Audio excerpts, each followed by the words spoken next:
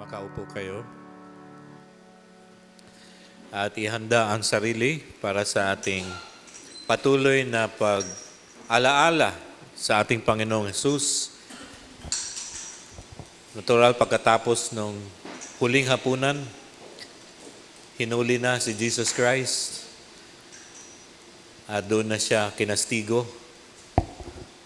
At ngayon, pag-alaala sa kanyang huling 7 pananalita. At babasahin ito bawat isa sa atin. Tayo'y makinig.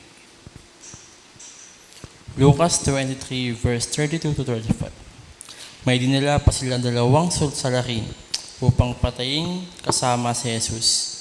Nang dumating sila sa dakong tinatawag na bungo, ipinako sila sa krus Si Jesus ipinangako rin ng 2 salarin, isa sa gawing kanan at isa sa gawing kaliwa. Sinabi ni Jesus, "Ama, patawarin mo sila sapagkat hindi nila nalalaman ang kanilang ginagawa." At nagsapalaran sila upang malaman kung alin sa kanyang kasuotan ang mapupunta sa isa't isa. Ang mga tao'y nakatayo roon at nanonood. Nililibak naman siya ng mga pinuno ng bayan. Iniligtas niya ang iba.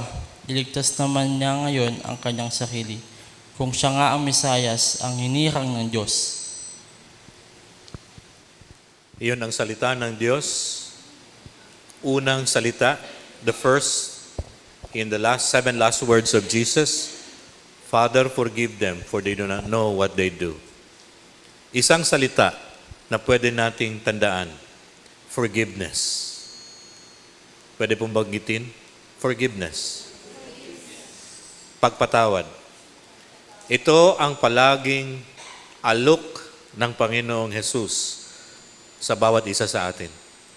Ito ang palagi niyang tawag sa bawat isa na humingi ng tawad sa bawat pagkakamali, sa bawat nagawa nating kasalanan. At tinawag niya ang bawat isa sa atin na lumapit sa Kanya at tayo'y patatawarin. At ang buhay natin ay maging magaan at ang buhay natin malayo sa kapahamakan. Yun ang unang salita in the 7 last words of Jesus. Lucas 23:36 to 43. Nilibak din siya ng mga kawal, nilapitan at inalok ng maasim na alak.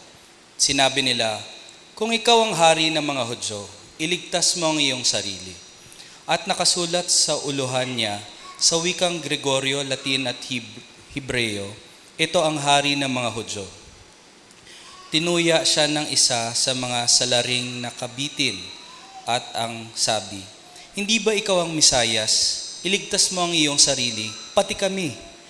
Ngunit pinagsabihan siya ng kanyang kasama, "Hindi ka ba natatakot sa Diyos? Ikaw may parurusahan tulad niya.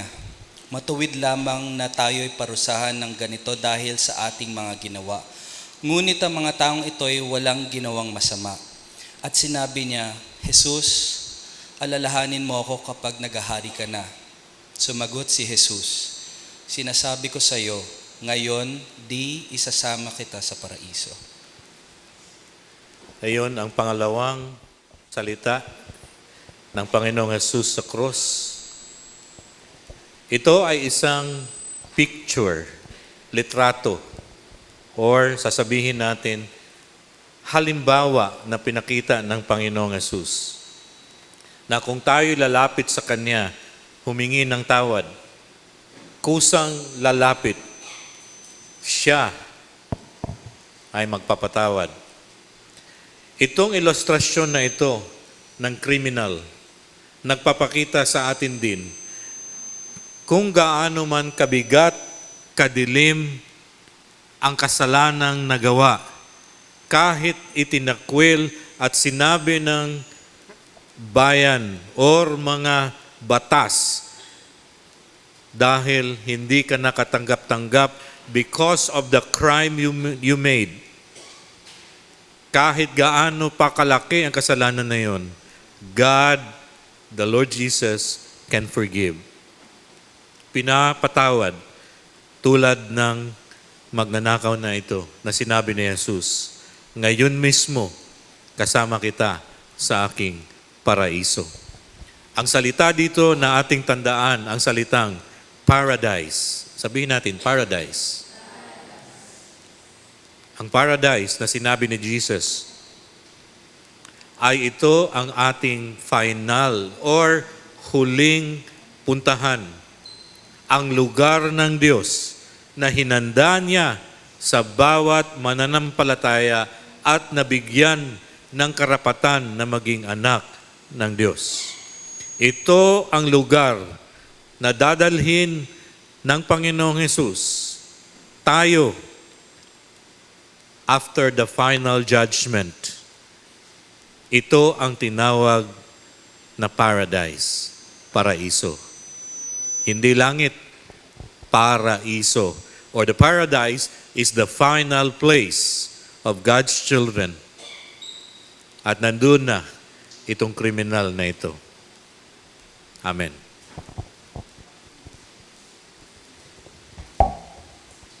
John 19:25-27.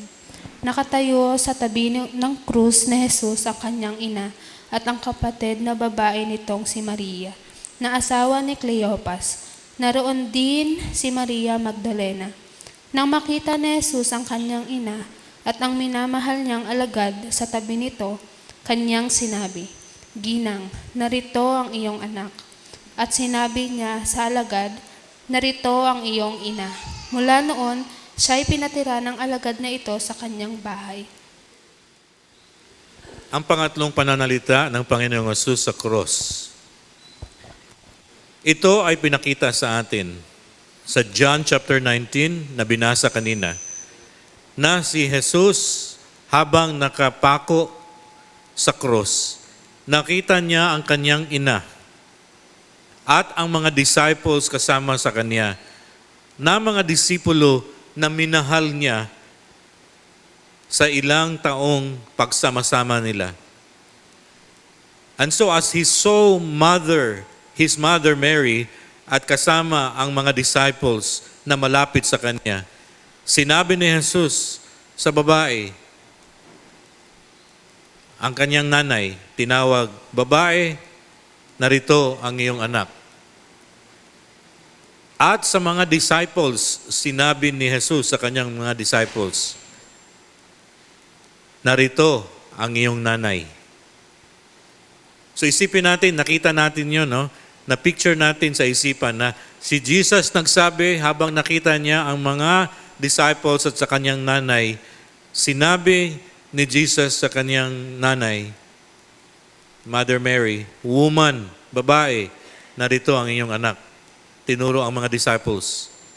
At ang mga disciples, sinabi niya, "Narito ang inyong ina." At mula noon, sa binasa dito kanina, sinama na ng mga disciples si Mary, ang mother ni Jesus. Yun ang pangatlong wika ng Panginoong Hesus. Marcos chapter 15 verses 29-34. Nilibak siya ng mga nagdaraan na nagtatango-tangong nagsabi, "Di ba ikaw ang gigiba ng templo at muling magtatayo nito sa loob ng 3 araw? Iligtas mo ngayon ang iyong sarili. Bumaba ka sa krus." Kinutya rin siya ng mga punong saserdote at ng mga eskriba. At ang sabi sa isa't isa, iniligtas niya ang iba, ngunit di mailigtas ang sarili. Makita lang nating bumaba sa krus ang Mesiyas na iyan na hari ng Israel, maniniwala tayo sa kanya. Inalipusta din siya ng mga nakapakong kasama niya. At nagdilim sa buong lupain mula sa tanghaling tapat hanggang sa 3 hapon. Nang mag-iikatlo ng hapon, si Jesus ay sumigaw, "Eloi, Eloi, lema sabachthani," na ang ibig sabihin, Diyos ko, bakit mo ako pinabayaan?" Salamat sa pagbasa. Pang-apat na salita, Diyos ko, my God, why have you forsaken me?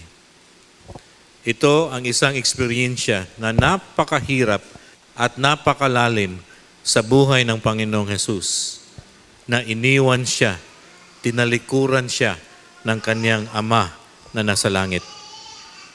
Ito ang eksperyensya ng anak na tinalikuran ng Ama. At ito rin ang eksperyensya ng Ama na nasa langit, na napakasakit na tinalikuran niya ang kanyang bugtong nag-iisang anak upang mamatay sa krus para ang marami maligtas mula sa kasalanan and eternal death in hell. Masakit titingnan for Jesus Christ, masakit mula sa puso ng Ama na nasa langit. Pero sa atin, ito ang ating kagalakan dahil sa ating kaligtasan. My God, why have you forsaken me? Lucas chapter 19 verses 28 to 30. Pagkasabi nito, nagpauna si Jesus patungong Jerusalem. Nang malapit na siya sa Betpage at Betanya, sa bundok na kung tawagi bundok ng mga olibo, pinaunan niya ang 2 alagad. Sinabi niya sa kanila, pumunta kayo sa susunod na nayon. Sa pagpasok dooy matatagpuan ninyo ang isang bisirong asnong nakatali. Hindi pa ito nasasakyan ni numan. Kalagin ninyo at dalhin dito. Salamat sa pagbasa. John chapter 19, verse 28, ang panglima, I am thirst. Ako'y nauuhaw. Ito si Jesus, binigay niya ang lahat mula sa Kanya. Ibig sabihin, siya talaga'y napiga at pigang-piga na wala nang naitira para sa Kanyang sarili, upang ang sanglibutan at ang mga tao, tayo, ikaw at ako, sa lahat ng panahon ay magkaroon ng tubig na magbibigay kaginhawaan sa buhay. Kaya may tinawag na salvation, kaligtasan. Ang kaligtasan ay kaginhawaan sa buhay na tigang, uhaw na uhaw, at nangangailangan ng tubig. At ang tubig, ang Panginoong Hesus, sa kapangyarihan ng banal na Espiritu. I am thirst. I thirst, as Jesus said. Lucas chapter 23 verses 44 to 46. Nang mag-iikalabindalawa ng tanghali, nagdilim sa buong lupain hanggang sa 3 ng hapon. Nawala ng liwanag ang araw, at ang tabing ng templo'y napunit sa gitna. Sumigaw ng malakas si Jesus, Ama, sa mga kamay mo'y ipinagtatagubilin ko ang aking espiritu. At pagkasabi nito, nalagot ang kanyang hininga. Ang pang-anim na wika ng Panginoong Hesus sa cross, it is finished. Ito ang pagtapos. Ang pagtatapos ng kanyang gawain sa pagbayad ng ating mga utang. Natapos, na kumpleto niya, completed the payment for the penalty of the sin of the world, as He is the Lamb of God that will take the sins of the world. Sa New Testament, sinabi sa Romans chapter 6, verse 23, For the wages of sin is death, but the gift of God is eternal life in Jesus Christ our Lord. Sinabi, ang kabayaran ng kasalanan na yon na nangyari doon sa Garden of Eden, na namana nating lahat, ay kamatayan. Hindi kamatayan mo, hindi kamatayan ko. Kasi hindi sapat ang ating kamatayan. At papaano mo babayaran ng iyong buhay na tayo'y mismo patay na sa kasalanan dahil doon sa nangyari sa Garden of Eden? Itong kamatayan na ito ay kamatayan ng Panginoong Hesus. Kaya sinabi niya, natapos na. At ang handog ng Diyos, the gift of God for each one of us is eternal life. Buhay na walang hanggan dahil sa kamatayan ni Jesus. Ang kamatayan ni Jesus ng ating Diyos, tagapagligtas, ang nagbuhay sa atin.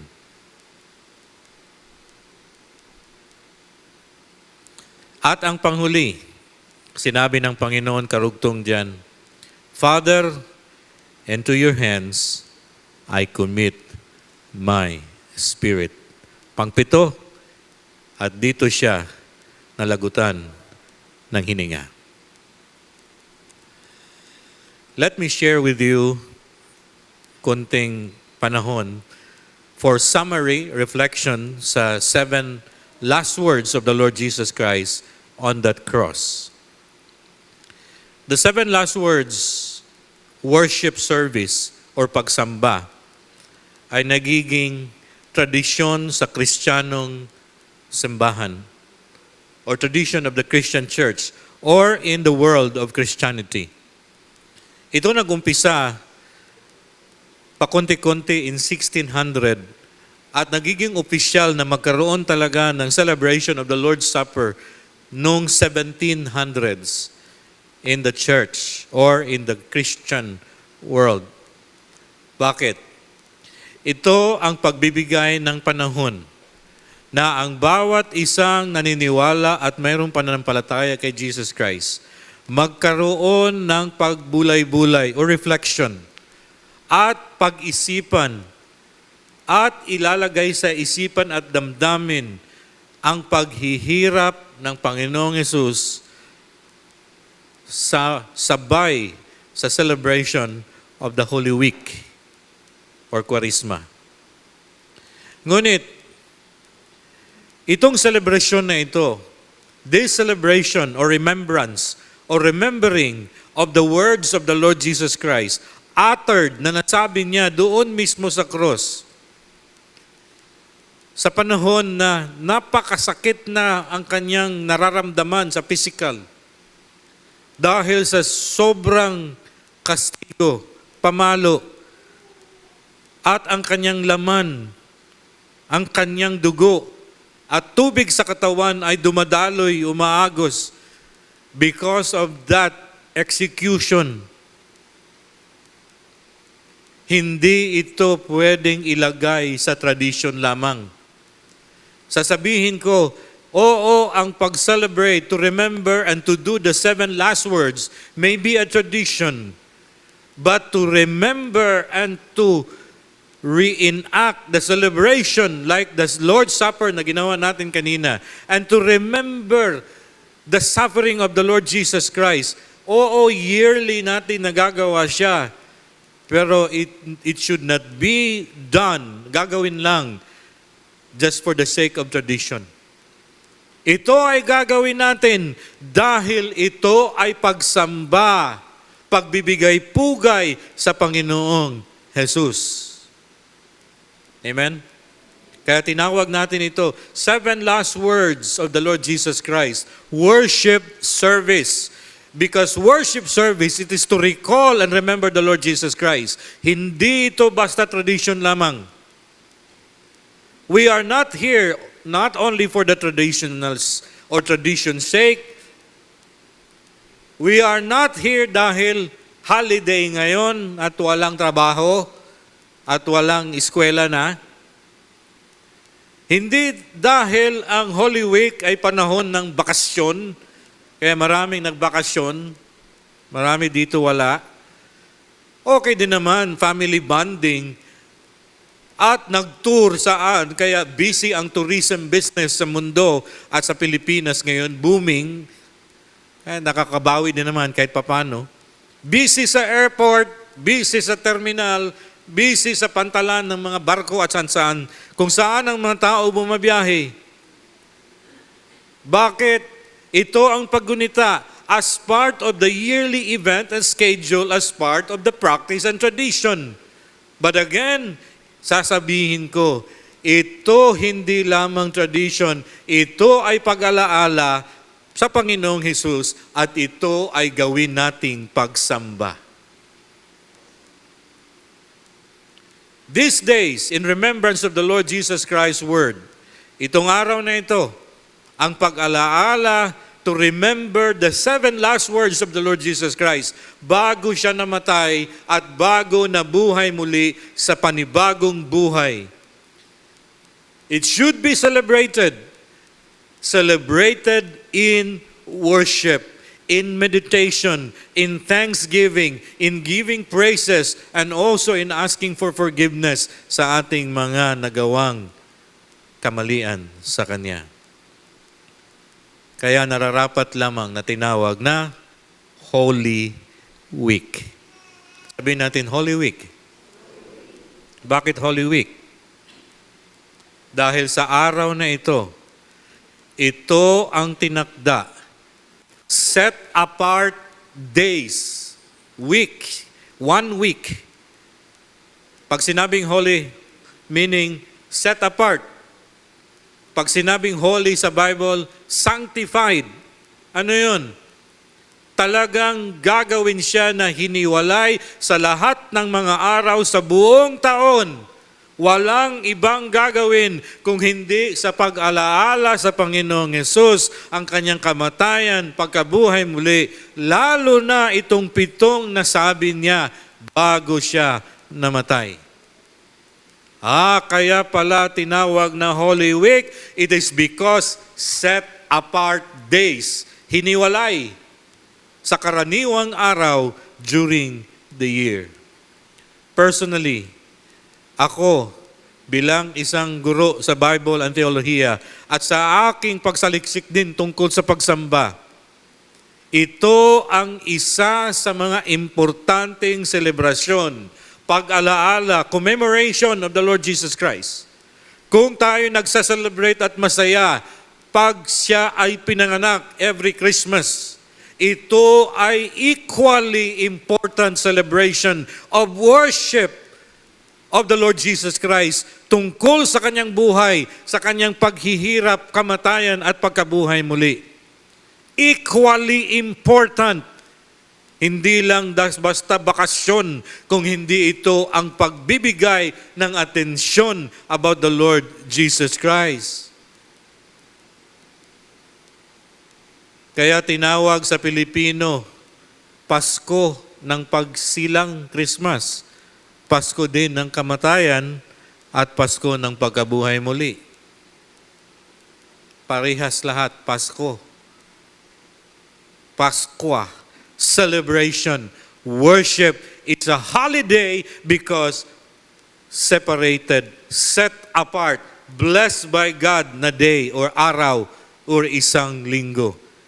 Kaya mga kapatid, it is to observe the week, meditating, doing devotion and reenactment of that event na nangyari mula sa Last Supper of the Lord Jesus Christ, ang kanyang pagdusa, ang pagtakwil ng mga tao, ang kanyang paghihirap, kamatayan sa cross. The church, pag sinabing church, tao ito. Hindi building lamang. The church. Sino ang church? Tingnan mo yung katabi mo.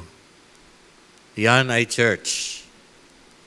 Tulad mo, bahagi ka ng eklesiya ng Panginoong Jesus. The church, it is called God's people. Tinawag ito ng mga tao ng Diyos. At ang ulo ng eklesiya or church is Jesus Christ only. And to Jesus only, especially paying attention to Himself alone, the last words of the Lord Jesus. Kapatid, pakinggan mo ito. The 7 last words of Jesus on the cross reveals the fullness of himself, of being fully human being when he was here on earth. Ulitin ko po yun, baka hindi nyo narinig at hindi nyo nakuha masyado. Ang 7 huling wika ni Jesus Christ doon sa cross, nagpapakita sa atin or pruweba sa atin na siya pumarito sa lupa 100% tao. Kasi maraming nagsasabi, hindi siya 100% tao, 50% lang. Kasi 50% Diyos. Totoo, 100% siya na tao. At itong wika niya na 7 last words, nagpapatunay sa atin na totoong tao siya. Now, imagine mo, lahat ito nag-umpisa nung binuntis siya ng kanyang nanay, si Mary. It all started with the conception in the womb of his mother, Jesus Christ. At ito nag-conclude dito sa cross bago siya namatay.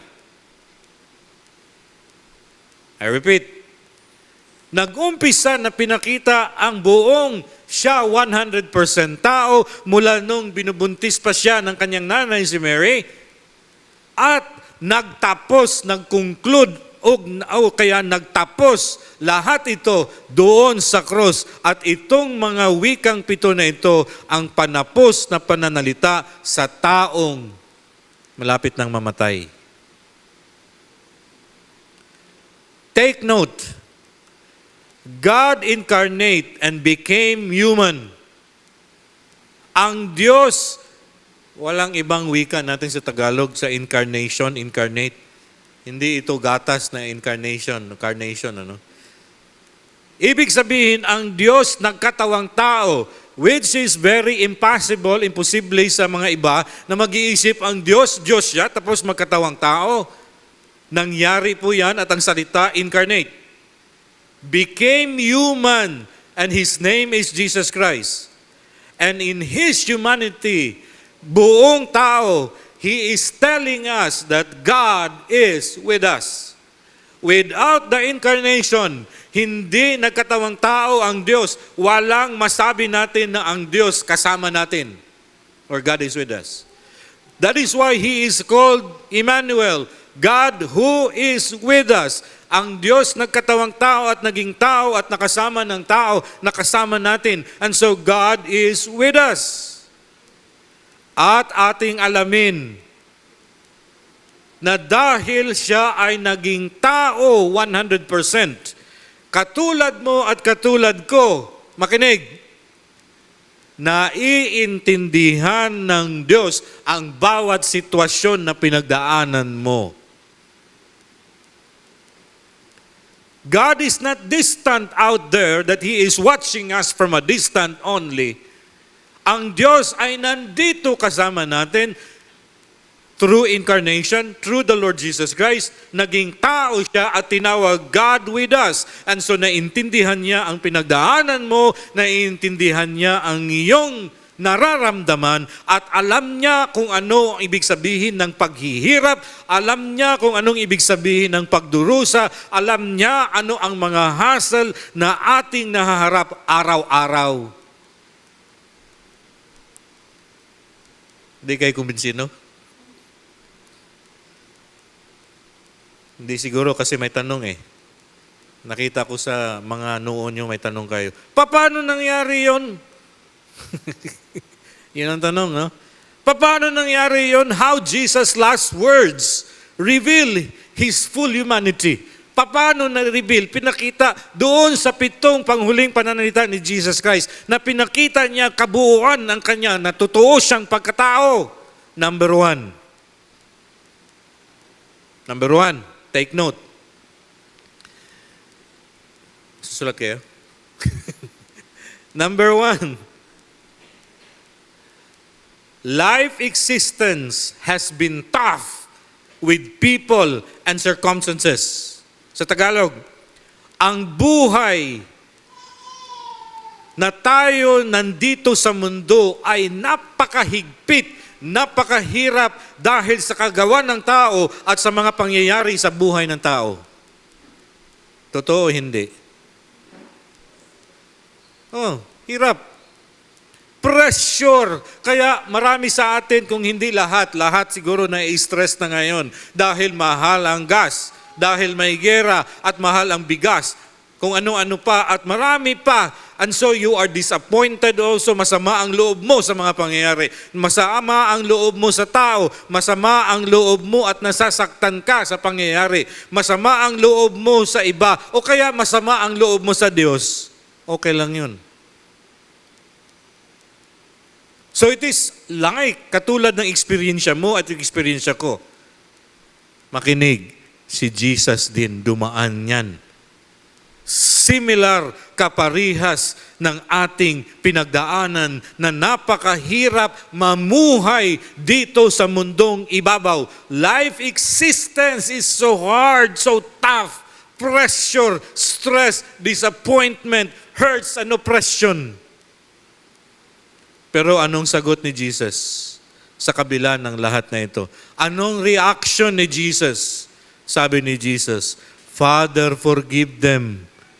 Patawarin mo sila. Patawarin mo yun kasi hindi nila alam ang kanilang ginagawa. Sa likod pala na sinabi ni Jesus Christ, patawarin mo sila, Panginoon. Ibig sabihin pala, dumaan siya sa daming rejection ng mga tao. Hindi siya pinaniniwalaan. At tulad ng sinabi ko nung Sunday sa triumphant entry of the Lord Jesus Christ, ang mga tao sigawan at masaya sila, sayawan pa habang siya ay papasok sa Jerusalem. Pero si Jesus Christ umiiyak. Bakit? Because of unbelief and because of faithlessness and rejection of the people. Pinagdaanan niya lahat siya, napakadaming mga tao hindi naniwala. Pati pamilya niya, hindi siya pinaniniwalaan, of course. At katribo niya, kabarangay niya, hindi siya pinaniniwalaan. Kaya nireject siya. At doon sa cross, malapit na siyang mamatay, sabi niya, Ama, patawarin mo sila. Hindi nila alam ang kanilang ginagawa. Pinakita ng Panginoong Hesus ang example ng kanyang isinabi, magpatawad kayo. Siya, ginawa niya sa lahat ng sakripisyo, rejection, pagtraidor sa kanya at sama ng loob, nirelease niya ang forgiveness. Sinabi niya sa Diyos, patawarin mo sila. Pangalawa, na masabi natin, na na-reveal ng Panginoong Hesus na siya ay totoong tao sa 7 last words. Pangalawa, meron siyang pag-alaala or inaalaala pa rin niya ang kanyang pamilya. He was so concerned about his family. As the Lord Jesus Christ, as the firstborn in the family, and with the Mother Mary, He was so concerned about sa family. Iniisip pa rin niya kahit nandun na siya, nakabayubay sa cross, at mamamatay na siya. And so He addressed the need, ang pangangailangan ng kanyang nanay, ang pangangailangan ng kanyang pamilya. Kaya naghabilin siya at nagbigay siya ng katugunan sa solusyon na mag-isa ang kanyang nanay na maiiwan at ang mga disciples na kanyang minamahal, tulad mo at tulad ko. Iniisip mo ang pamilya mo. Paano sila kung wala ka na? Paano sila kung malayo ako? Paano sila kung mag-iisa? Paano sila doon? Paano sila dyan? Katulad natin, tayo din nag-alaala. We're concerned with our family. So while Jesus on the cross naghihingalo na, sabi niya at nakita niya ang kanyang nanay at nakita niya ang mga disciples.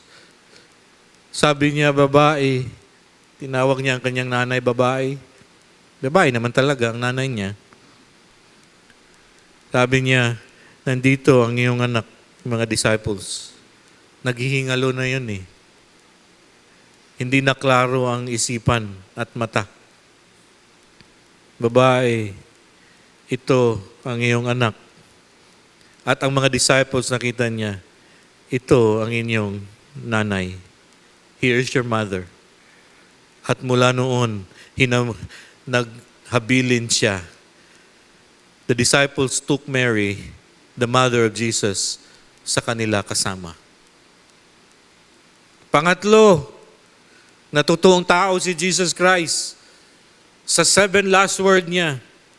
Pangatlo, ang realidad na siya ay pinapabayaan at walang nag-aalala sa kanya.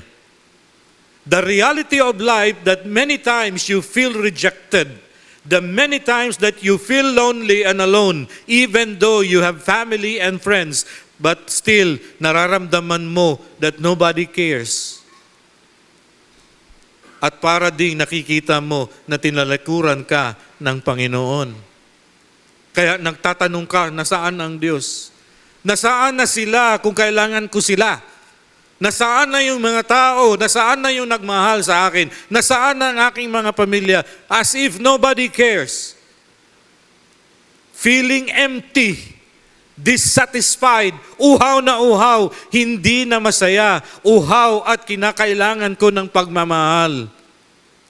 Tulad mo, tulad ko, na may mga panahon, lalo na sa gabi, at ikaw nag-iisa, at tinitingnan mo ang iyong buhay, meron bang nag-alala sa akin? Meron bang nagmamahal? Para wala ata eh. Pati ang Diyos, parang iniwan na ako. Iniwan na ako ng mahal ko. Iniwan na ako ng pamilya ko. Iniwan na ng lahat.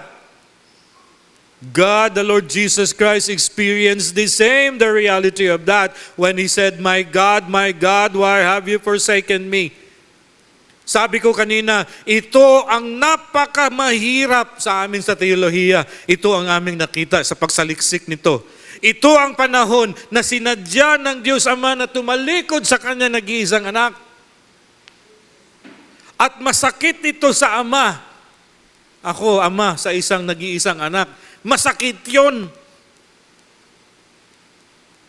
Pero pinilit ng Diyos Ama na talikuran. At pinilit ng Panginoong Hesus na tanggapin ang pagtalikod ng Kanyang Ama upang matupad ang kabayaran ng kasalanan. He was abandoned, He was alone, and He was in pain. Tulad ng karaniwang tao, tulad mo at tulad ko, na maraming pagkakataon dahil sa hirap ng buhay, sama ng loob, sakit, gutom, walang pera, walang tao, walang nagmamahal. Sino ba ako? Kaya ang sunod na wika ni Jesus, I am thirsty. Wala na. Pigang-piga na ako. Ubus na. Hangganan na ito. Wala na.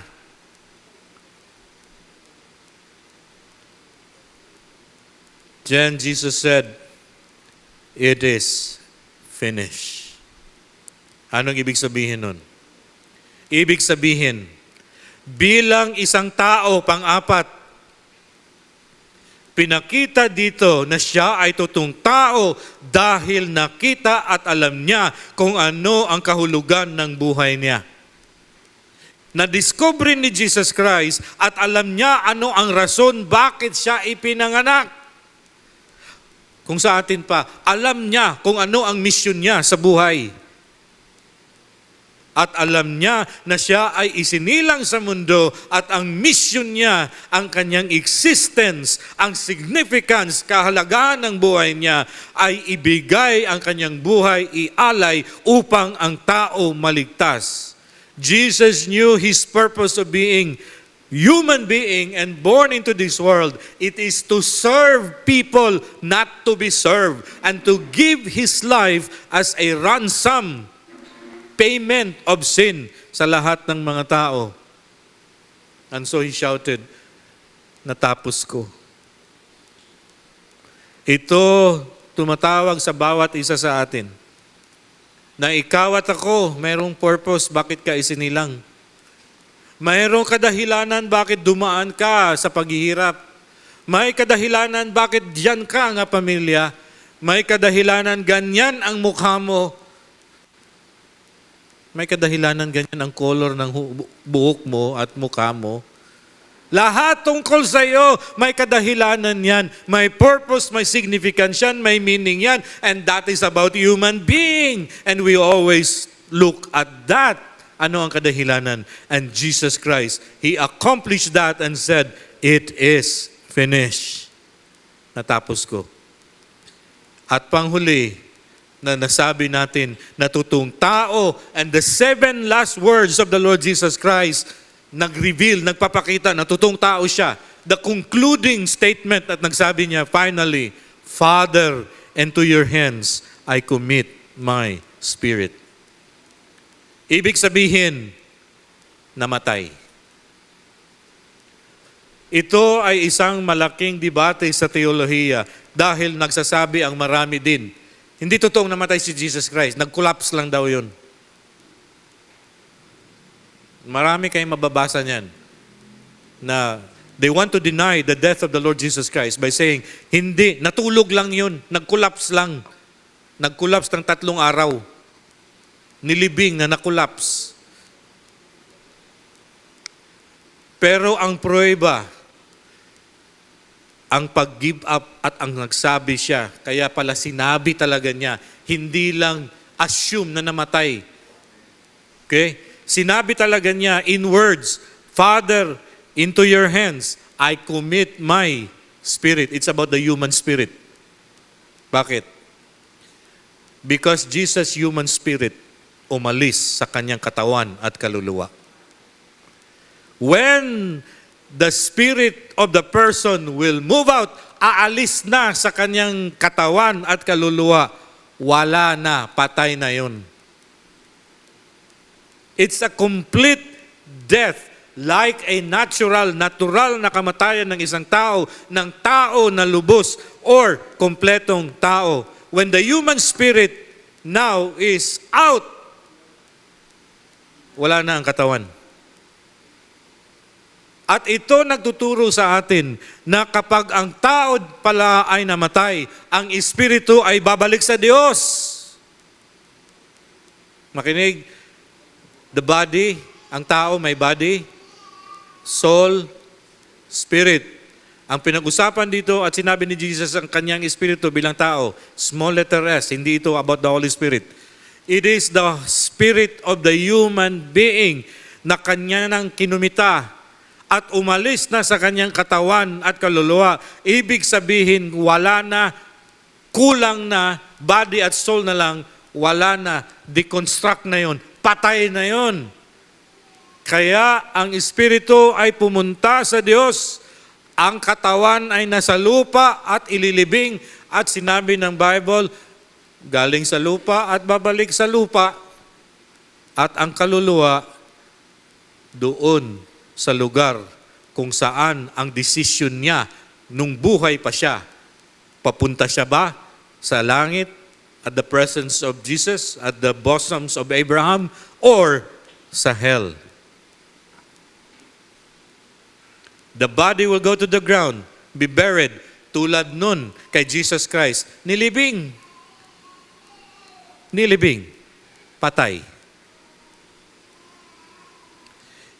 Therefore, mga kapatid, the 7 last words of the Lord Jesus Christ doon sa krus, nagpapakita sa kabuuan na totoong tao siya. This is the conclusion of His life, tulad ng kanyang pinanganak na umpisa. Tulad nating lahat na pinanganak tayo umpisa ng buhay at mayroong kamatayan as the concluding part of life existence in this world. Si Jesus na ating Panginoon, totoong tao. Bakit kailangan si Jesus maging tao? May nagtanong sa akin sa klase namin sa teolohiya, Sir, bakit pa kailangan si Jesus Christ magkatawang tao at magdusa at mamatay? Pwede naman ng Diyos Siya ang Diyos at makapangyarihan sa lahat upang maisalbar ang kanyang anak. Sabihin na lang niya, pinapatawad ko na kayo, hindi na kailangan ang aking anak darating pa at maging tao. Pwede gawin ng Diyos yun. Pwede niyang gagawin yun. Pero, ito ang kabaliktaran at hindi na matutupad at masabi natin na ang Diyos hindi na faithful sa kanyang salita. Ang tawag namin dyan, immutability of God. Ibig sabihin, hindi pala totoo lahat ang sinabi ni Christ kasi ng Panginoon ng Diyos Ame kasi pwede na pala niyang magkaroon siya ng amendment. Sinabi niya in the Garden of Eden, kung kakainin niyo ito, kayo'y mamamatay. At ang kabayaran ng kasalanan ay kamatayan. Ibig sabihin, kailangan may isang mamatay upang magbayad sa kasalanang nagawa. Kung hindi magkatawang tao si Jesus Christ, it will go against the attribute of God, of His faithfulness and His immutability. Hindi maasahan ang kanyang wika, pwede palang magbago. Kaya ang kanyang salita na sa Bible, it will never change. Hindi magbabago yan. Kung anong sinabi niya at matupad yan. It will come to pass. Pangalawa, importante na si Jesus ay maging totoong tao dahil kung hindi totoong tao, paano? Walang katawan, walang dugo, walang tubig sa katawan at hindi mamamatay. Ang kabayaran ng kasalanan ay ang kamatayan at kailangan mabuhos ang literal na dugo upang ihugas sa kasalanan ng mga tao. Kapatid, John 3:16 nagsabi sa atin, dahil mahal ng Diyos ang sanlibutan, kaya naman binigay niya ang kanyang bugtong na anak. At sino man sumampalataya sa kanya, hindi mapahamak sa buhay kung hindi magkaroon ng buhay na walang hanggan. Sinakripisyo, naging taong totoo si Jesus Christ upang magbayad lahat. Ito ginawa dahil sa pagmamahal ng Diyos sa atin. Amen? At panghuli, John 1:12, sinabi doon, maraming tumakwil sa Kanya, hindi naniniwala sa Kanya, na Siya ang tagapagligtas. Kasi imposible na ang Diyos magkaroon ng anak. Imposible ang Diyos ay magkatawang tao. Pero may iilan na tumanggap at naniniwala sa Kanya, kaya sila binigyan ng karapatan na maging anak ng Diyos. Kaya, bawat isa sa atin, kailangan natin maging anak ng Diyos. Hindi totoo lahat ng tao ay anak ng Diyos. Marami ang nag-reject kay Jesus Christ. Tanong, sigurado na ba tayo na anak tayo ng Diyos? Pinaubayan mo na ba sa Kanya ang iyong kasalanan at humingi ng kapatawaran sa Kanya? Baka sabihin mo sobrang mabigat ang kasalanan ko eh. Sobra talaga eh. Tandaan mo yung kriminal doon sa cross. Hinatulan na nga yun ng death sentence. Ibig sabihin, so severe ang kanyang krimen na gawa. Pero si Jesus Christ, sinabi niya dahil naniniwala sa Kanya, sabi niya, diretso. Ngayon mismo, aura mismo, kasama kita sa aking paraiso. Alam mo ba na napakasarap nun pakinggan? Hindi niya sinabi, ngayon mismo, sama kita sa langit. Hindi, paradise. Ibig sabihin, the final destiny. Siya pa ang nauna doon sa iyo, sa atin. Yung kriminal na yun, ha? Ibig sabihin, walang napakalaking kasalanan na hindi kayang patawarin ka ng Diyos. Basta lumapit at humingi ng kapatawaran. The first ministry of God is to forgive us. Forgiveness. Amen? Tayo yumuko.